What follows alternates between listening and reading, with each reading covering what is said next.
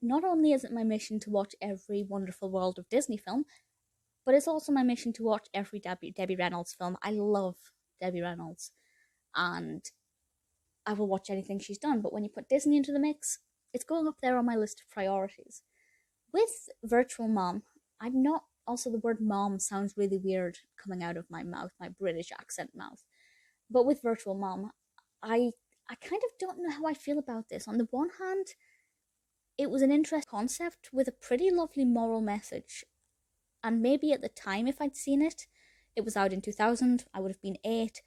I think it would have been the right film at the right time for me. But having watched it now, it didn't live up to my expectations, but it wasn't a complete disappointment.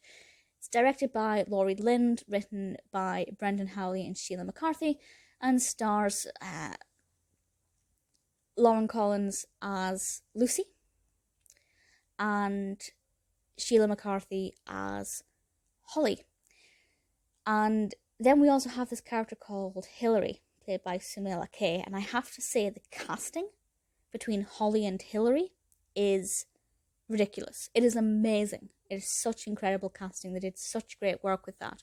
And I will explain that in a moment as to why that makes at least a modicum of sense. But I was really thoroughly impressed with this. So basically, Lucy has started high school. Her mother is very needy, I guess is the word I'm looking for. Her mother, well, she camcords her first day at high school. She turns up to the high school just at the point where her daughter is being bullied. And Holly just wants to be there for her daughter, but her daughter being a teenager is like, no, just leave me alone.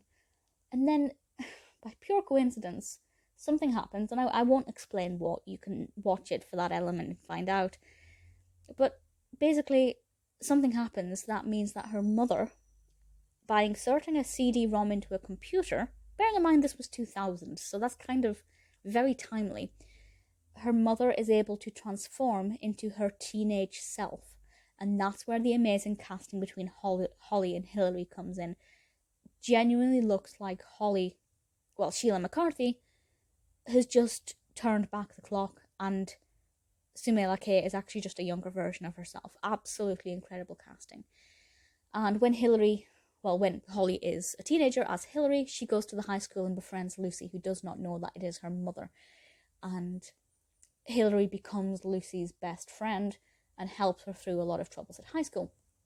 Quite an upsetting thing to think that, I won't say obviously how it concludes or anything, but, that's her best friend, because her mother just only ever wanted to be her best friend, and now she can, in a very sneaky and magical way.